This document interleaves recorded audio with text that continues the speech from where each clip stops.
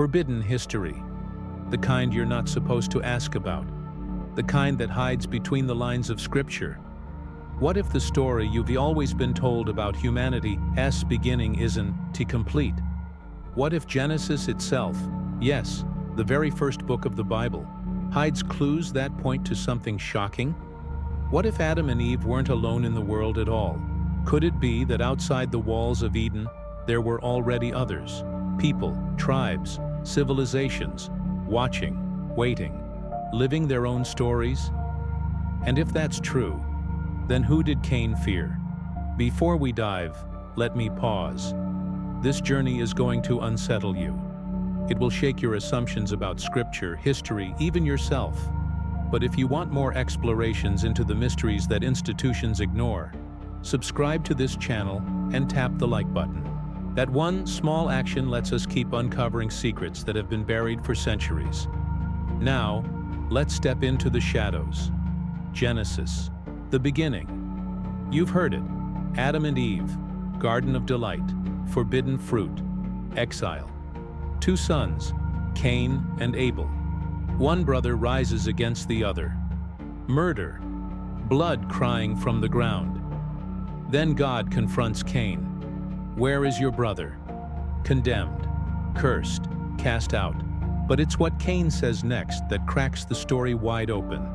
Genesis 4:14, Cain cries, "Whoever finds me will kill me." Wait, whoever? Who exactly is out there?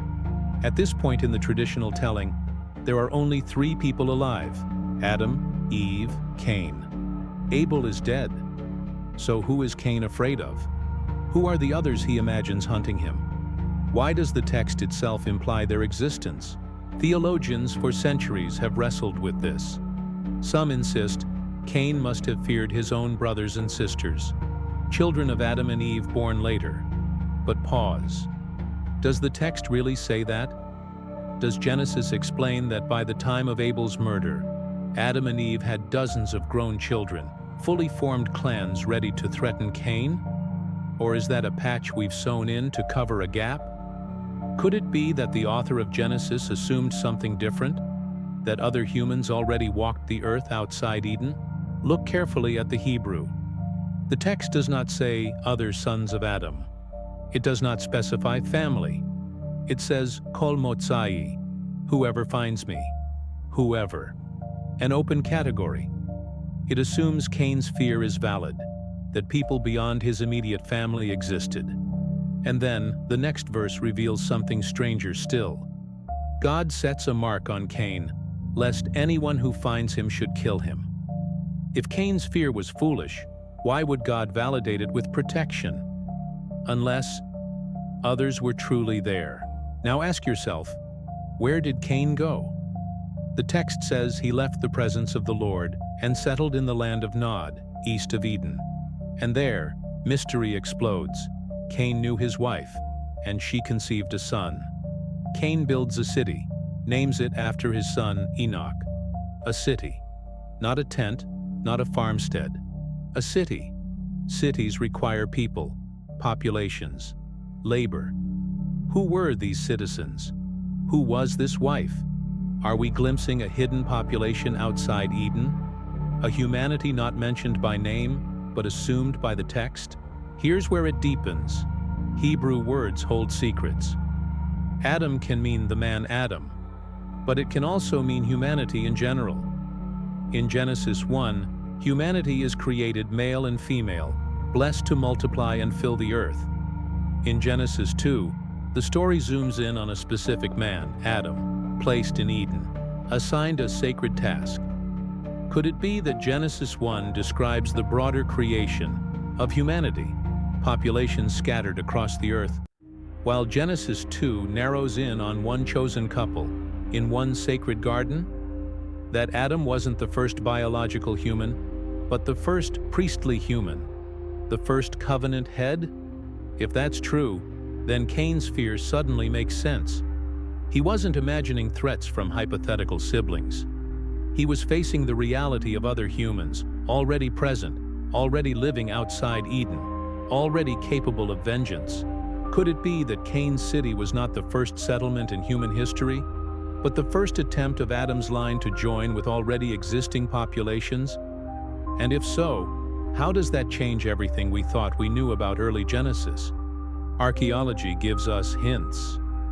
At Göbekli Tepe in modern Turkey, massive stone pillars carved with animals rise from the earth, dated to around 11,000 years ago, far earlier than the first farmers should have been able to build such monuments. Hunter-gatherers were supposed to be primitive. Yet here are temples, sanctuaries, organized construction. Was this the world outside Eden, already building, already worshiping, already reaching for the divine? Cain building a city doesn't sound so absurd in this context, does it? Look further. At Baalbek in Lebanon, megalithic stones weighing hundreds of tons lie in foundation blocks. At Puma Punku in Bolivia, stone cuts so precise a razor cannot slip between them. At the pyramids of Giza, mathematical precision and astronomical alignment scream lost knowledge. Civilizations did not stumble in darkness. They burst suddenly into light. Could it be that humanity outside Eden was far more advanced than the traditional narrative admits? And Cain's city, his contribution, was one thread in a tapestry that stretched across the globe? Modern genetics adds another layer. Studies of mitochondrial DNA trace humanity back to a common female ancestor, called mitochondrial Eve, who lived perhaps 150–200,000 years ago. Y-chromosomal Adam, a common male ancestor, lived around 60–300,000 years ago.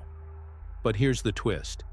They did not live at the same time, and they were not a single couple.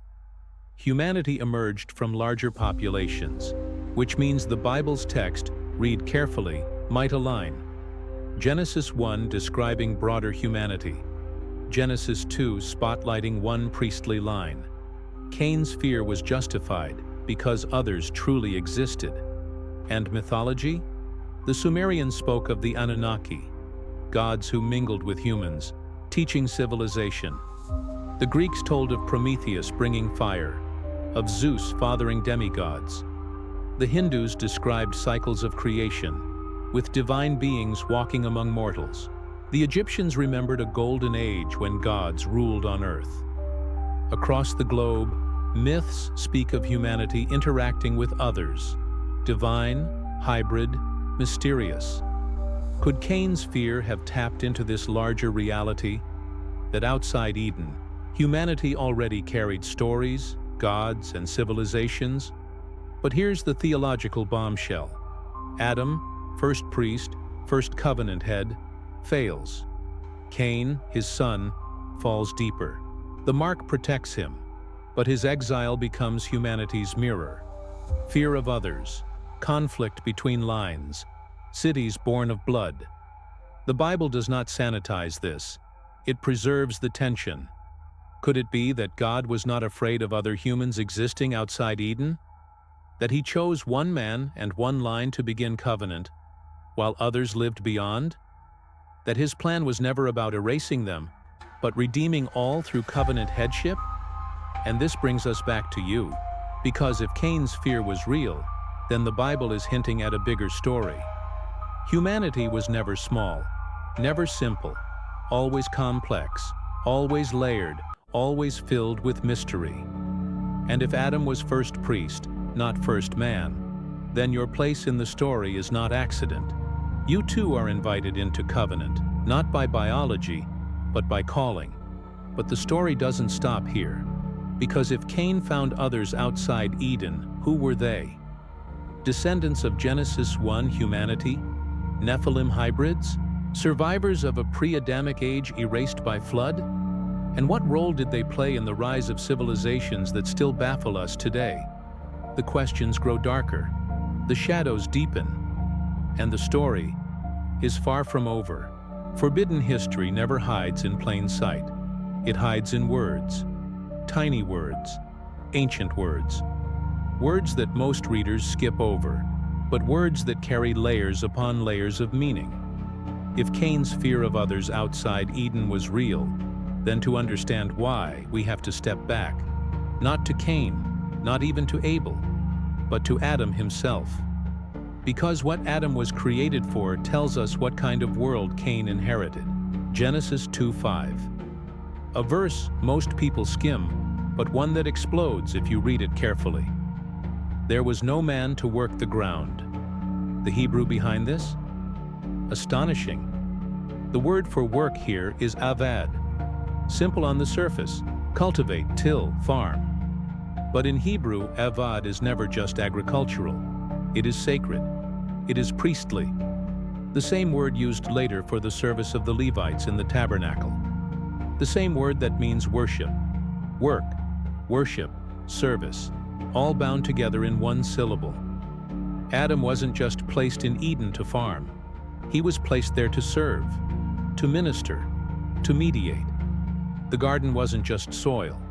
It was sanctuary, a temple. Think about that. Eden wasn't the world's first farm. It was the world's first temple. And Adam, the first priest. But the text doesn't stop there.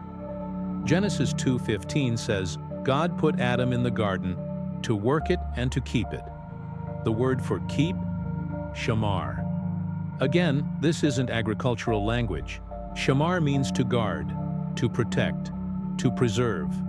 Later, priests were commanded to shamar the sanctuary, guarding it from defilement, keeping it pure. Adam's role wasn't merely hands in soil. It was hands on sacred duty. He was the guardian of God's cosmic temple. And the word for Adam's formation, yatsar.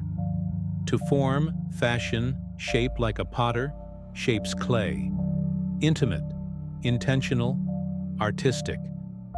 This is not the word for mass production. This is not the creation of humanity as a whole. Genesis 1 already covered that. Bara, God created humanity in His image, male and female. But here, yatsar. God personally shapes one man for one purpose. He is not just human. He is representative. He is not just alive. He is chosen.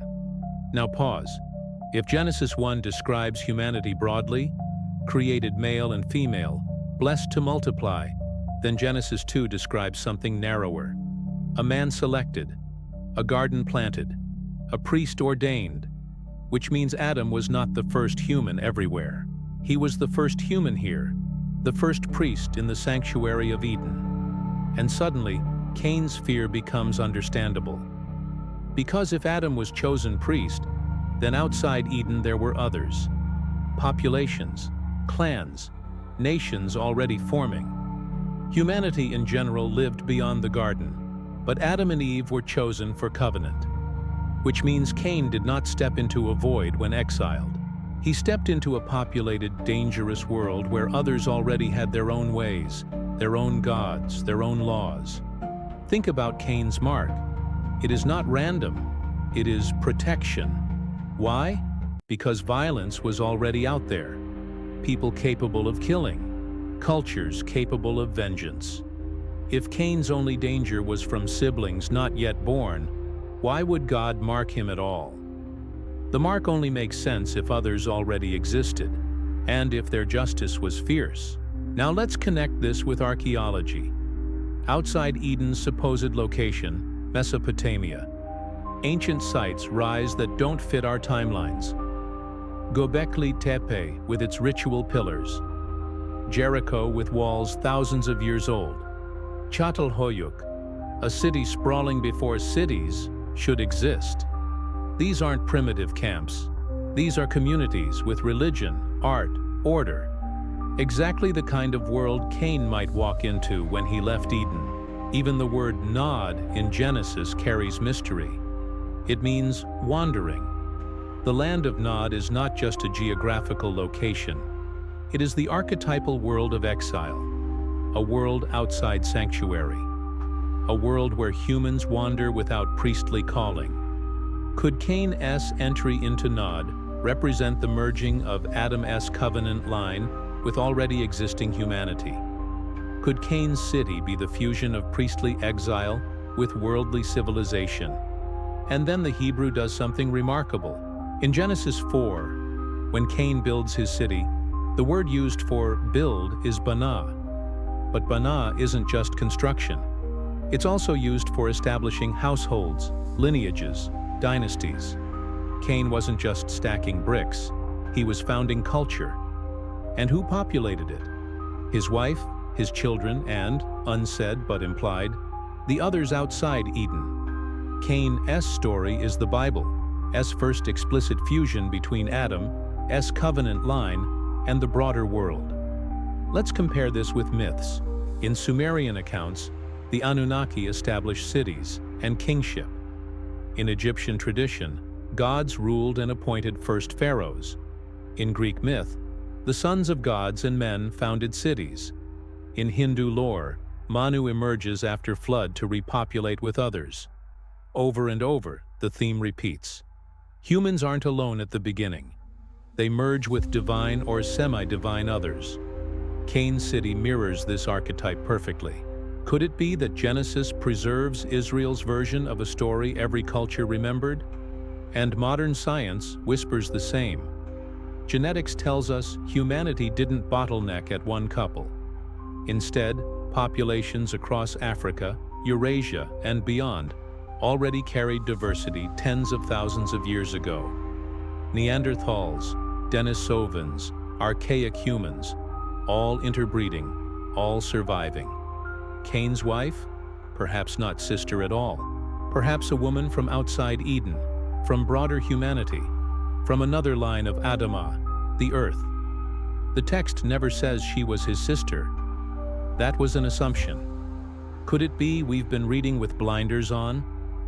But the theological implications, those are even bigger. If Adam is priest, not first man, then Cain's fear is the first confrontation between covenant and culture, between sacred line and worldly line, between priestly mission and human rebellion. Cain kills his brother, fails his calling, and when cast out, he merges with the world beyond. The priestly mission falters before it even begins. Could it be that this is why Scripture so quickly pivots to Seth?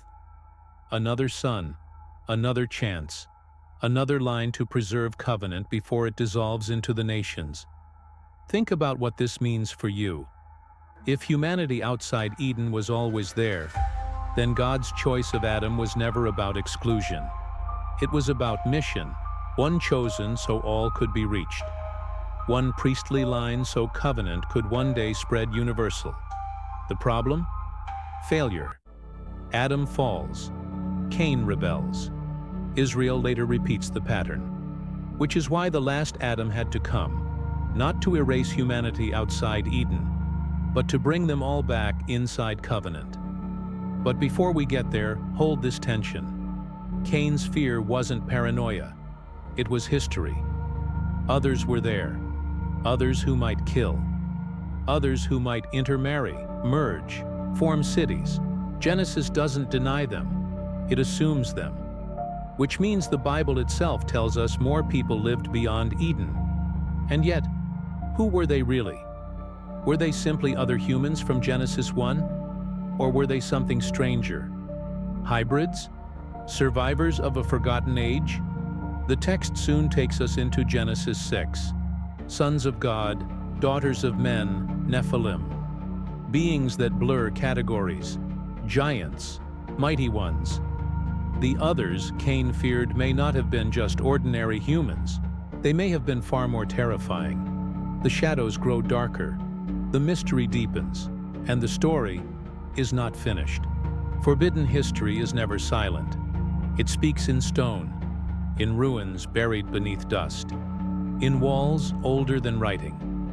And when you listen closely, those stones whisper a story that sounds eerily familiar to Genesis. Cain builds a city. But the question burns. Who were the people that filled it? The Bible gives us only fragments. Genesis 4:17. Cain built a city and named it after his son Enoch. A city. But wait. One man and one wife cannot build a city. A few children cannot raise walls, carve temples, create order. Cities require populations, communities, labor divisions, leaders, builders, worshippers, soldiers. Who provided the hands? Who filled the streets? Were these the others Cain feared? The ones beyond Eden, already forming settlements long before Cain arrived? Archaeology begins to pull back the curtain. In southeastern Turkey, Göbekli Tepe rises as the oldest known temple complex in the world. Massive stone pillars, some weighing tons, carved with lions, snakes, vultures, foxes. Circles aligned with the heavens. Dated to over 11,000 years ago. Mainstream archaeology says this site was built by hunter-gatherers. Nomadic bands with no farming, no cities. But hunter-gatherers don't carve stone temples. They don't organize labor forces to move megaliths. They don't etch complex cosmological symbols into limestone, unless, of course, they weren't primitive at all. Unless there was another layer of history, a memory of civilizations erased, a shadow world of knowledge before the flood. Cain City sounds less absurd now. Perhaps it wasn't the first, but the continuation of something already underway. The world outside Eden may have been filled with peoples who remembered the gods differently, who built sanctuaries long before Cain's walls rose in Nod. Could it be that Cain City was not invention, but assimilation? Merging Adam's cursed line with humanity's ongoing project of civilization? Travel further west. Baalbek, Lebanon. The stone of the pregnant woman, a single block over 1,000 tons, cut and moved into place thousands of years ago. Foundations so vast that later Romans simply built on top. Who cut these stones?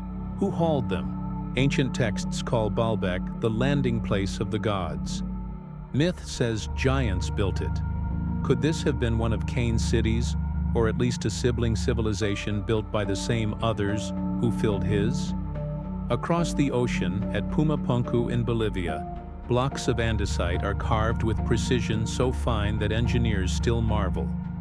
Perfect interlocking H-shapes, drill holes, machine-like cuts. No bronze tools could have achieved it. No simple tribe could have planned it. Yet there it stands, a ruined city on the high plateau, whispering of knowledge older than textbooks admit. Then the pyramids, Egypt's eternal monuments, perfectly aligned with Orion's belt, encoded with P and F.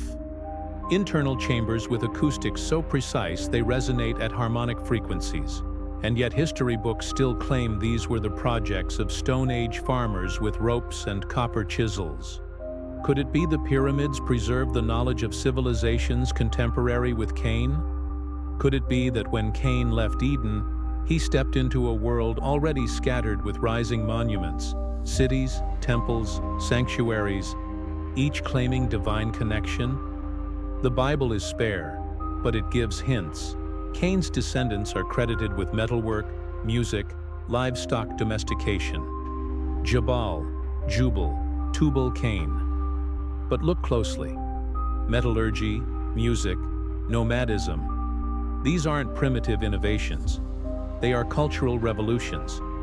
Did Cain's line invent them, or inherit them from the people outside Eden?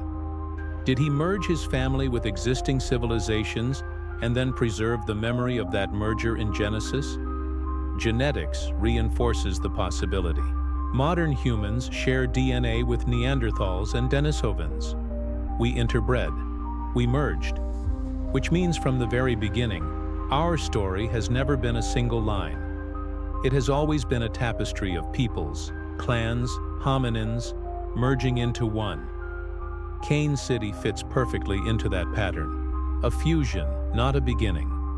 Could it be that Genesis 4 preserves a compressed version of what archaeology and genetics scream? That multiple lines of humanity coexisted, merged, feared, fought, and built together.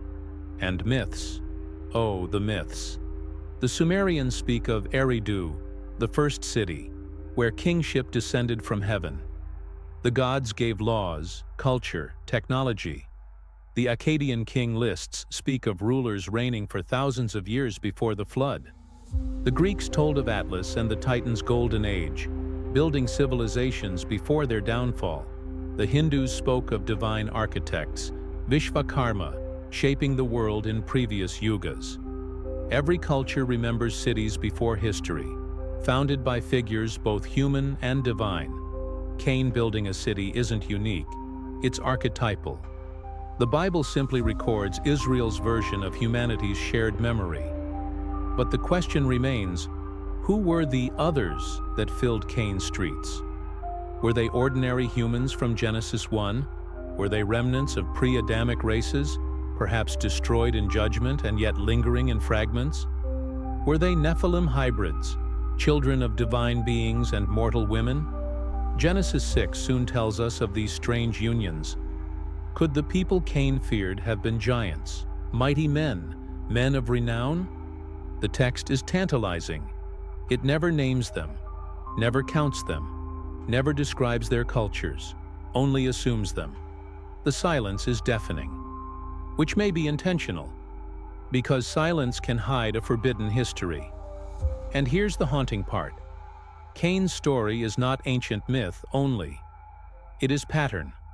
Covenant merges with culture. Priest merges with people.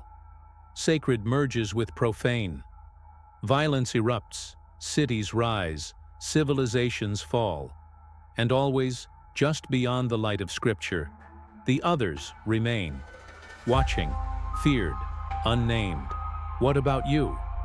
Have you ever felt that same unease? That we are not the only line of humanity? That there are others, shadows in our story, missing pages in our history books? Cain's fear echoes in us because deep down, we know. Our story isn't singular. It's entangled, always has been. But Cain's city is only the beginning. Because the deeper you dig, the stranger it gets. Those who lived outside Eden weren't just nameless humans. Their myths speak of divine visitors. Their ruins suggest forbidden knowledge. Their bloodlines may still run in us today, which means the people Cain feared might not have been ordinary at all. They might have been something far more extraordinary, something dangerous, something still remembered in whispers of Nephilim, Titans, Anunnaki. And that's where our journey turns next. Because if Cain merged with others to build his city, then what were those others truly? Humans? Hybrids? Giants? Or something else entirely? The shadow deepens, the mystery grows, and the story is not finished. Forbidden history does not whisper here. It thunders. Genesis 6. A chapter so short you could read it in a breath, yet so mysterious it has haunted scholars for millennia. This is where the text cracks open, where Cain's fear suddenly makes sense. Because what if the others outside Eden weren't just ordinary men? What if they were something else, something far more terrifying? The Bible says it bluntly. The sons of God saw that the daughters of men were beautiful, and they took them as wives. Their children? Called Nephilim. Giants, mighty men of old, men of renown. Suddenly the shadows outside Eden are not faceless anymore. They have form, they have names, they have power. But pause. Sons of God? Daughters of men? Who are these beings? Scholars divide. Some say sons of God were the line of Seth, the covenant family, mixing with the line of Cain. A moral lesson against intermarriage. Clean and simple. But others read deeper. The Hebrew term Bene Elohim almost always refers to divine beings, members of God's heavenly council. Job 1.6, Job 38:7. Angels appear before the Lord, and they are called Bene Elohim. If Genesis uses the same phrase, it is not talking about Seth. It is talking about watchers, heavenly ones, divine rebels. And the daughters of men? In Hebrew, simply Benat Ha-Adam, the daughters of Adam. Human women, mortal flesh. The union of divine and human. The birth of hybrids. Nephilim. Could these be the ones Cain feared? Imagine him stepping outside Eden, not into empty wilderness, but into a world where beings of immense power walked, where daughters of men were claimed by entities from beyond. where offspring grew into giants whose very names became legend. Would you fear them? Would you dare build a city among them? Or would you tremble every time you looked over your shoulder? Archaeology suggests something strange. Ancient ruins worldwide whisper of giants. Megalithic blocks weighing hundreds of tons. Doorways carved for beings far taller than average men. Legends of colossal rulers echo across cultures. The Anakim and Rephaim in Canaan. The Titans in Greece. The Daityas in India. The Shemsu Hor in Egypt. Even in the Americas, legends of giant skeletons unearthed, quickly hidden away. Coincidence? Or fragments of a shared memory, a world where Nephilim walked, and the flood. Genesis 6 ties the Nephilim directly to the judgment of Noah's day. The earth was filled with violence, corruption, hybridization. The boundaries between heaven and earth blurred, twisted. Humanity was no longer pure humanity. Knowledge flowed from divine to mortal too quickly, too dangerously. Weapons, sorcery, forbidden arts. God resets the world. But notice something critical. The text says, "The Nephilim were on the earth in those days, and also afterward." Afterward. They return. Post-flood. Which means Cain's fear wasn't just paranoia. It was prophetic. These beings did not vanish. They persisted, re-emerged, haunted the story of Israel, from Goliath the giant to Og king of Bashan. Always there, always terrifying. Genetics hints at shadows here too. Modern humans carry traces of archaic DNA, Neanderthal, Denisovan. Some scientists whisper of ghost lineages, unknown hominins whose DNA fragments remain in us, but whose bones have never been found. Could some of these ghosts align with the ancient memory of Nephilim? Could the others Cain feared be the very hybrid lines Genesis warns us about? And myths explode with parallels. The Greeks tell of gods mating with mortals, birthing demigods like Hercules. The Mesopotamian epics speak of Gilgamesh, 2/3 divine, 1/3 human, a giant of renown. Hindu texts describe devas and asuras mixing with humans, producing heroes of immense strength. The Egyptians depicted pharaohs as children of gods and mortals. Over and over, across continents, the same story repeats. Divine beings mixing with human daughters, producing powerful hybrids. Cain's world was their world, and that is what he feared. But theology takes this further. If Adam was priest, chosen to mediate heaven and earth, then Nephilim were counterfeit priests, blasphemous imitations of what Adam was meant to be. Instead of divine calling, they embodied divine corruption. Instead of covenant, they embodied rebellion. Instead of stewardship, they embodied domination. Cain's city may have been swallowed into this corruption. Forbidden history never hides forever. When waters recede, ruins remain. And everywhere you look across the earth, whispers of a cataclysm echo.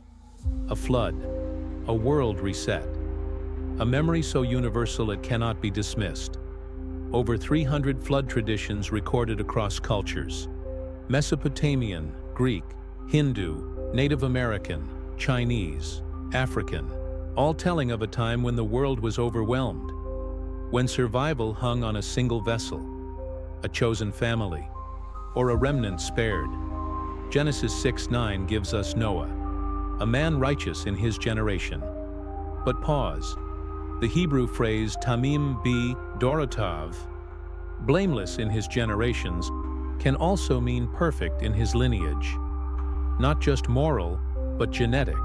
In a world corrupted by Nephilim hybridization, Noah's bloodline remained untouched, pure humanity. This changes everything. Because the flood wasn't simply moral judgment. It was a surgical strike, a reset to preserve human identity itself. Could this explain Cain's fear? When he looked beyond Eden, he may have seen not only cities but creatures, tall, powerful, unnatural. If the Nephilim had already begun their work of corruption, Cain's terror makes sense. His banishment wasn't into wilderness. It was into a haunted world, already in the grip of forces older and darker than his own sin. Archaeology adds weight. At the ruins of Mesopotamia, the Epic of Gilgamesh tells of Utnapishtim, a flood survivor chosen by the gods. Gilgamesh himself, a giant 2/3 divine, 1/3 human, sets out to find him. Sound familiar? It should. A corrupted world, a chosen man, a global flood, and the survival of one righteous family. The parallels to Noah are undeniable. But why does a myth sound so much like Genesis? Unless they are not myths. Unless they are fractured memories of the same event. In Greece, the flood of Deucalion mirrors the same pattern. Humanity corrupted, gods angry, waters unleashed, a remnant survives. In India, Manu is warned by a fish god, an avatar of Vishnu, to build a boat and survive the Great Deluge. In Mesoamerica, Aztec legends speak of Coxcox and Xochiquetzal surviving in a boat, repopulating the world after the waters receded. Coincidence? Or forbidden memory? And then the ruins. At the base of the Black Sea, scientists uncovered evidence of a massive flood event around 5600 BC, when rising seas from melting glaciers poured into the basin, swallowing entire settlements. In Mesopotamia, Sir Leonard Woolley discovered flood layers at Ur, thick sediment buried beneath ancient cities. In Peru, marine shells lie high in the Andes. In North America, native legends describe giant floods reshaping valleys. Global, catastrophic, remembered by all. Could this be the very flood Genesis records? A cataclysm that wiped away the corrupted hybrids, the Nephilim, the forbidden civilizations that Cain feared when he looked beyond Eden. But note the Bible's haunting line, and also afterward. Somehow the Nephilim returned. Either their spirits survived, becoming the demons feared in later texts, or their bloodline persisted through Ham's wife, a fragment of hybrid DNA slipping aboard the ark. Scholars argue, no one knows for certain. But what is clear is that Israel later faced giants, Anakim, Rephaim, Goliath. The same presence, the same terror. Cain's fear lived on through generations. Genetics again plays into this. Modern human DNA shows evidence of introgression, genes entering from unknown sources. Neanderthal, yes. Denisovan. Forbidden history always returns in unexpected ways. The flood came. The waters receded. The ark rested. Humanity started again. But the shadows did not vanish. They waited. They re-emerged. And Israel, generations later, found itself staring once more into the eyes of giants. Think of the scene in Numbers 13. 12 spies sent into Canaan. 10 returned trembling. Their report? We saw the Nephilim there, the descendants of Anak. We seemed like grasshoppers in our own eyes, and we looked the same to them. Giants. Anakim. Nephilim, afterward. The very beings God's flood was meant to erase. Yet here they are, standing tall on the edge of the promised land, blocking the covenant people from their inheritance. Who were these Anakim? Their name comes from the Hebrew Anak, meaning neck or chain. Tall-necked ones, stretched, towering. The Rephaim appear too, their name linked to shades, spirits of the dead. Were they human tribes? Perhaps.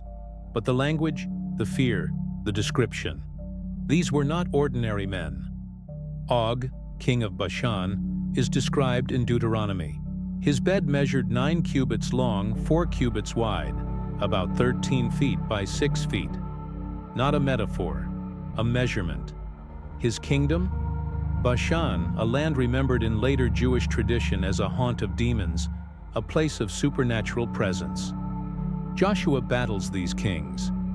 David later faces Goliath of Gath, 6 cubits tall, armored like a walking fortress, his spear's head weighing as much as a modern bowling ball. Not just tall men. warriors beyond human proportion. Could these be the very others Cain feared? Imagine being the firstborn of Adam, cursed, banished, stepping into Nod, and seeing tribes like Anakim roaming. Would his cry, "Whoever finds me will kill me," make more sense now? Archaeology hints at support. Reports of giant skeletons unearthed in Canaanite lands during the 19th and early 20th centuries, quickly buried by institutions, dismissed as hoaxes. Yet oral traditions of Bedouins still tell of ancient graves, stones too massive for normal men to lift. Megalithic dolmens dotting the Golan Heights, hundreds of them, giant tombs for giant kings. Bashan itself littered with basalt ruins that even modern engineers puzzle over. Evidence or coincidence? And myths? The Greeks remembered the Gigantomachy, the war between gods and giants, fought over the control of the earth. The Hindus remembered wars with Rakshasas, giants with supernatural powers. The Norse told of frost giants, Jotnar, dwelling beyond the boundaries of human lands. The Bible simply calls them Nephilim. The same story, different tongues. But genetics, once again, stirs the pot.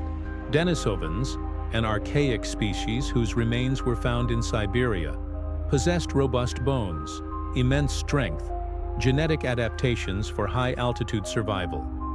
Their DNA still lingers in Tibetans and Melanesians. Neanderthals, too, stockier, stronger, leaving fragments in all non-African populations today. Could the biblical giants be echoes of interbreeding with these ancient hominins? Or, if you dare to go further, could they be something else entirely? Hybrids not accounted for by simple evolutionary models? Cain's fear comes into sharp focus here. The text implies he wasn't alone. The others were real, and they were terrifying. His line, through Enoch, through Lamech, may even have mingled with them, spreading violence across the earth until God intervened with the flood. But Israel's spies confirm it. Afterward, they were still here. Theologically, this cuts deep. Adam was the first priest. The last Adam was Christ. But in between stood a counterfeit priesthood. Giants, hybrids, rulers who claimed divine descent. Pharaohs of Egypt depicted as sons of gods. Mesopotamian kings traced back to Anunnaki. Greek heroes as demigods. Cain's others became the archetype for corrupted kingship worldwide. Power without covenant, authority without holiness, dominion without stewardship. And yet, God's people are told to confront them. Israel is commanded to face the giants. Not avoid them, not hide, but fight. And every victory against a giant is a theological statement. Covenant humanity will not be ruled by hybrid corruption. David's sling against Goliath was not just military triumph. It was spiritual warfare. The son of Adam, small, fragile, striking down the counterfeit man of renown. The first echo of the last Adam who would crush the serpent's head. But the mystery persists. Were the Anakim truly wiped out? Or do they too echo into our present world? Some legends say the blood of giants runs in royal lines, preserved in shadows of aristocracy. Some fringe theories whisper that hybridization continues today, in labs, in genetics, in strange encounters people describe with beings not quite human. Forbidden history does not only walk on the ground, it descends from above. When Cain trembled in Nod, he may not have feared only human others.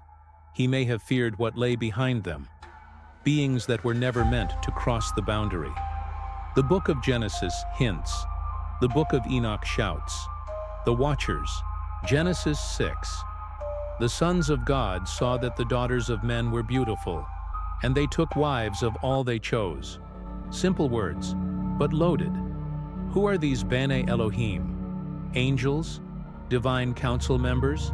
Cosmic beings? Or just human rulers? Scholars debate, but the oldest Jewish interpretations, Enoch, Jubilees, the Dead Sea Scrolls, were clear. These were heavenly beings who descended, transgressed, and corrupted. The Book of Enoch names them: Semyaza, Azazel, 200 in number, descending on Mount Hermon. They swore an oath. They crossed the veil. They took women, bore children, the Nephilim, giants, men of renown, but not just size, corruption, violence, forbidden knowledge. Azazel taught metallurgy, weapons of war.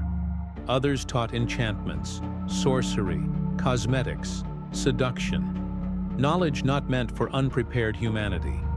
Tools of power twisted into tools of destruction.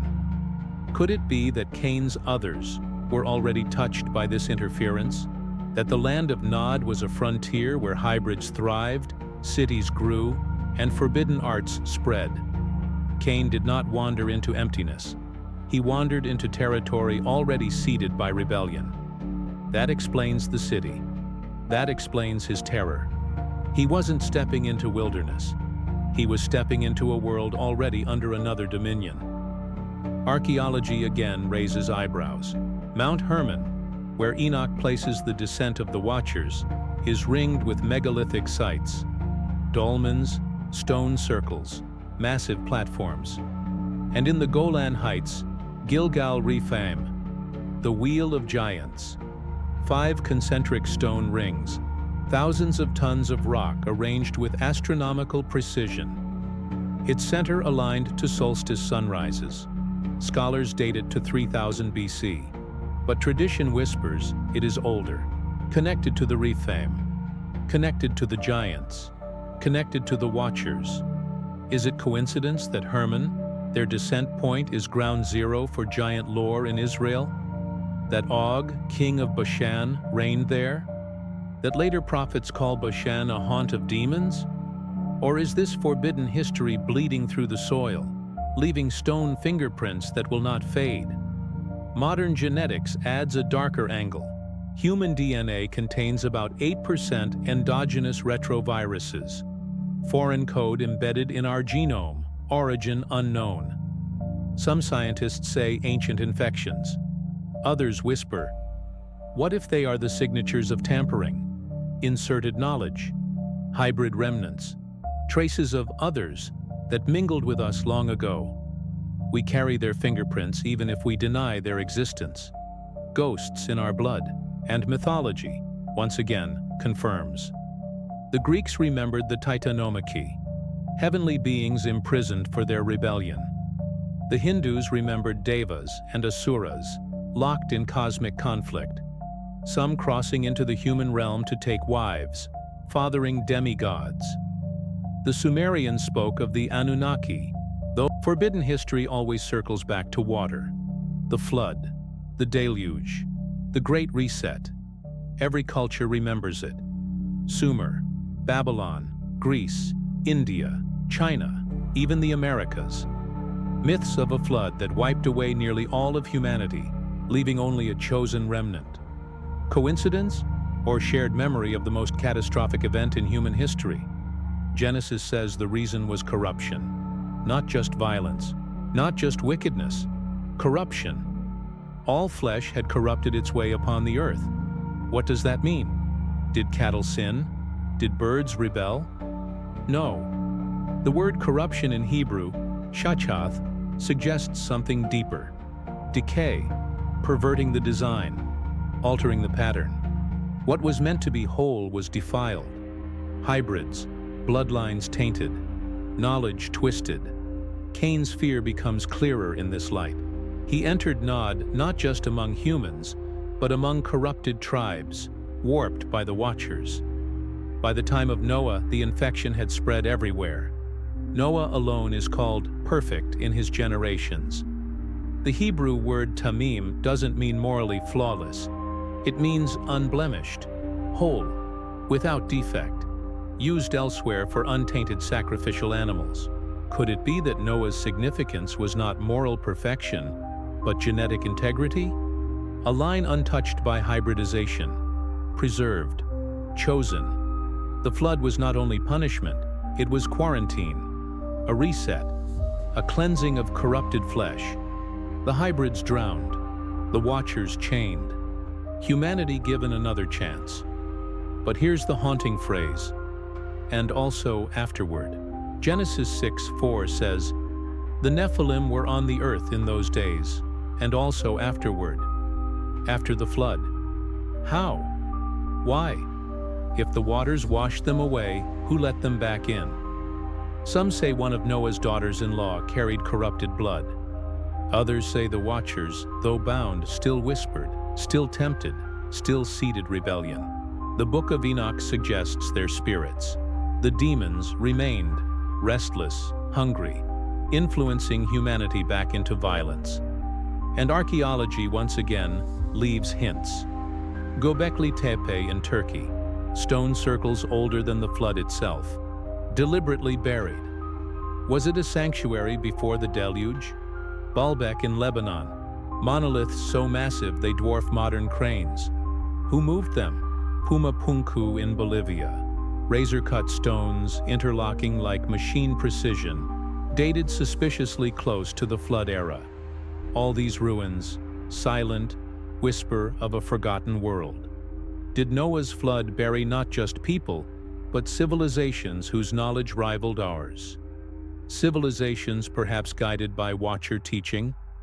Science lends another layer. Around 12,000 years ago, Earth experienced the Younger Dryas, a sudden, dramatic climate shift. Glaciers melted, oceans surged, sea levels rose over 400 feet. Hundreds of coastal cities would have been swallowed overnight. Plato's Atlantis story, written much later, may echo this memory. A world swallowed by water in a single day. Genetics again plays its role. Every human alive today descends from a small population that survived ancient bottlenecks, a near-extinction event. Science and scripture, once enemies, now strangely align. Humanity did start over. The flood happened. The memory is carved not just in myths, but in your DNA. But the Bible's haunting phrase remains, and also afterward. The giants returned, the Anakim, the Rephaim, the Philistine champions like Goliath. What does that mean for Cain's cry? It means his terror was not misplaced. His fear echoed into the post-flood world.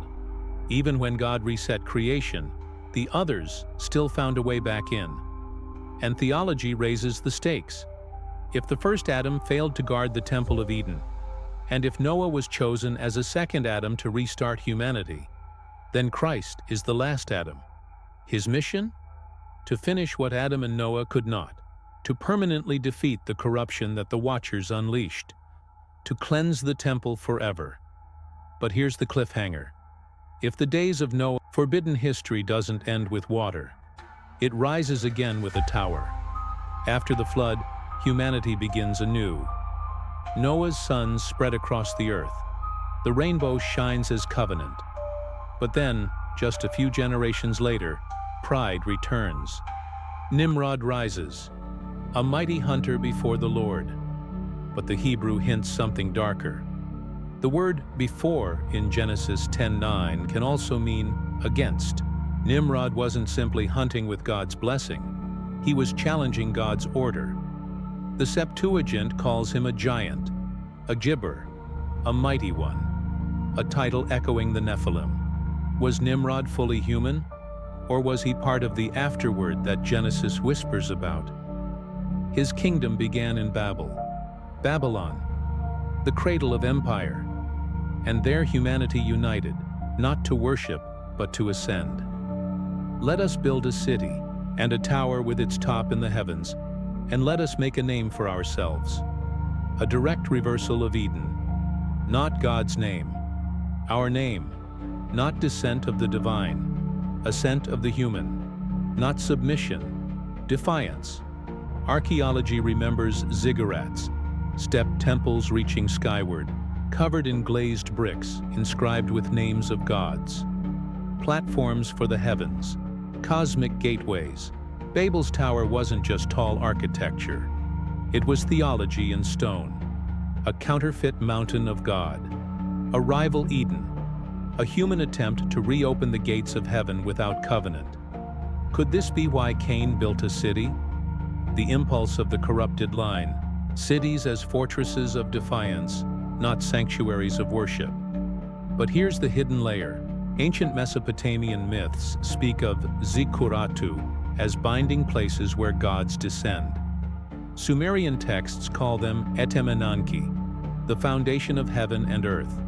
Was Babel not just rebellion, but an attempt to reopen the portal for the Watchers? To summon the others back? That changes everything. The flood may have drowned the hybrids, but the tower was humanity's attempt to call them again. And God's response? Confusion of tongues, division of nations, scattering of tribes. But what if that scattering carried with it the memory of Babel, the memory of Watchers, the memory of giants? Each culture walked away with fragments of the same story. And that's why we find echoes everywhere. The Greeks told of the gigantes who piled mountains on top of each other to storm Olympus. The Hindus told of demons who built towers to invade heaven. The Mayans built pyramids aligned with stars, temples where priests bled themselves to speak with gods. Egypt raised the Great Pyramid, perfectly aligned to Orion's belt, as if marking the gate to the heavens. All Babels, all towers, all attempts to undo the barrier God established. Cain's fear echoes here again, because if Nod was already inhabited, and if Nimrod was a Gibber, then the others weren't just Cain's problem. They were humanity's recurring shadow. Every time civilization rises, they appear. As kings, as demigods, as tyrants, as rulers who claim divine right, not by covenant, but by blood. Blood that may not be fully human. Genetics teases this as well. Ancient DNA studies show unexpected mixing. Neanderthal DNA, Denisovan DNA, mysterious ghost lineages that don't match any known hominin, traces inside us. As if the story of hybridization is older, deeper, more complex than textbooks admit. Forbidden history has always been about giants. Not just in stature, but in shadow. The Anakim, the Rephaim, the Nephilim afterward. When Israel entered Canaan, spies returned in terror. We saw the Nephilim there. We seemed like grasshoppers in our own eyes. This is not the language of ordinary warfare.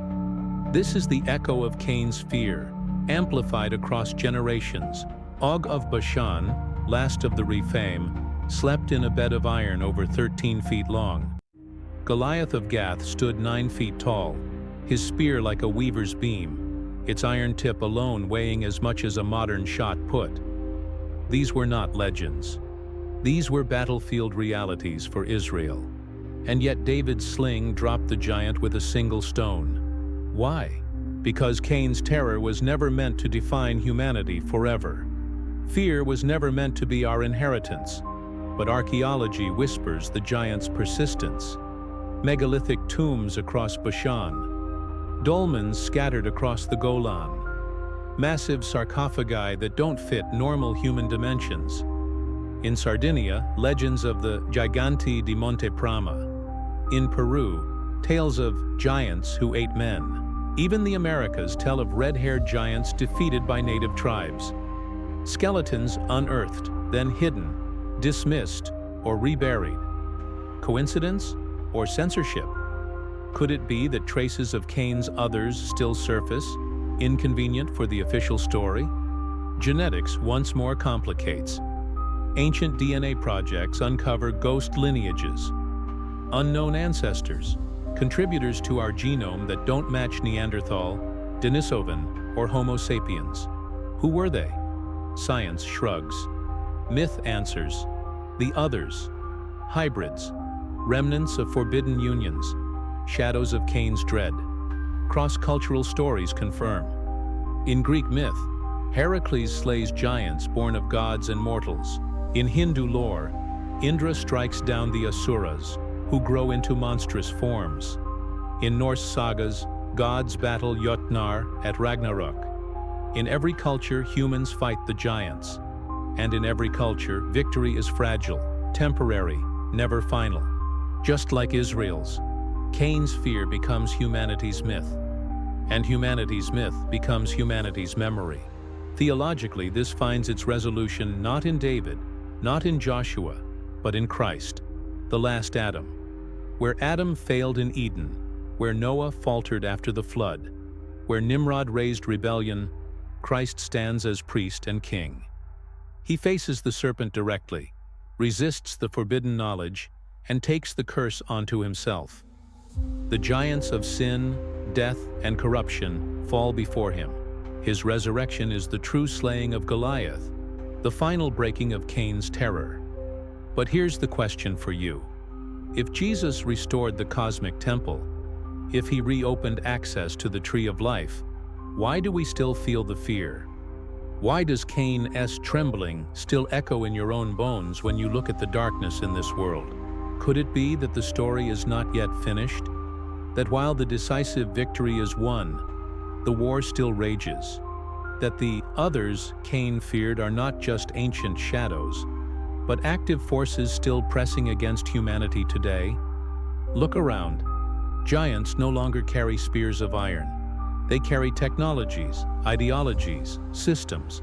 They are titans of industry, giants of politics, architects of surveillance, manipulators of genes. They still whisper promises of power without submission, knowledge without wisdom, progress without covenant. And once again, humanity is building towers. Once again, we are reaching upward without reverence, without restraint, without Eden's purpose. Could it be that we are re-entering the days of Noah? That hybrid